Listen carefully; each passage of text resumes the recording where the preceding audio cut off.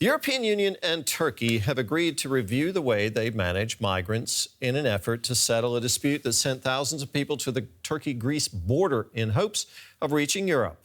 EU leaders held talks in Brussels with Turkey's President Recep Tayyip Erdogan.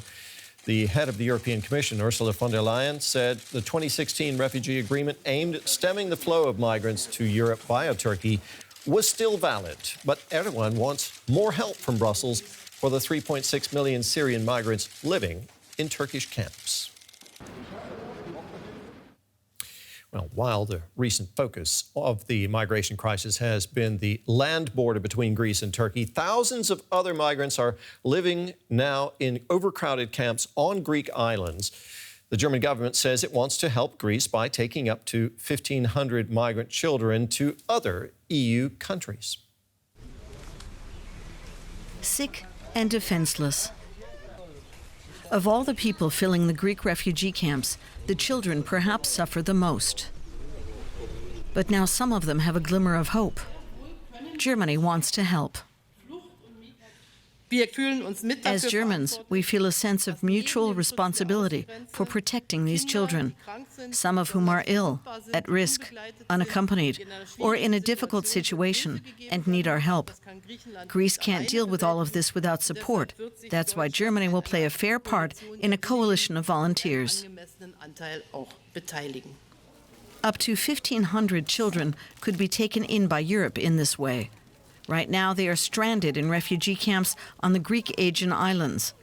In Moria alone, on the island of Lesbos, there are about 7,000 children.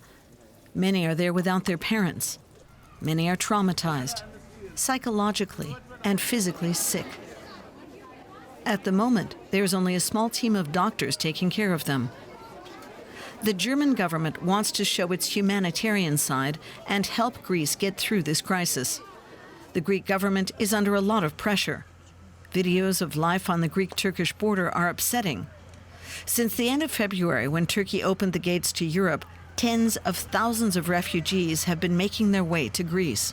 Once there, they're stopped from crossing into EU territory by border guards armed with tear gas and rubber bullets. In the last 10 days, we have shown that we are capable of defending national and European sovereignty. Greece and Europe will not stand for extortion by anyone. Mitsotakis welcomes the German initiative and considers it the first step towards an easing of tensions. But it is not enough. We are talking about over 5,000 children. Greece can keep and take care of a significant number of them, but the rest must be distributed amongst the European countries. For some children, a coalition of European volunteers would be the answer to their problems, but only if it comes in time.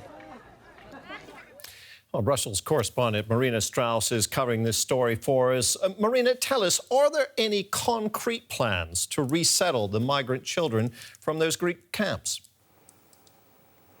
Yes, some EU governments have agreed on taking in some of the migrant children, not only Germany, as we saw in the report, but also Finland, France, Luxembourg and Portugal. That was announced by EU Commission President Ursula von der Leyen yesterday. Okay, well, migrant children have been languishing in Greek camps for years now. Why has Germany and a few other EU countries decided to offer help now? Critics say that it is because of the pictures we've been seeing on TV, on social media from the Greek-Turkish border. The pictures of young children, of families suffering in the cold.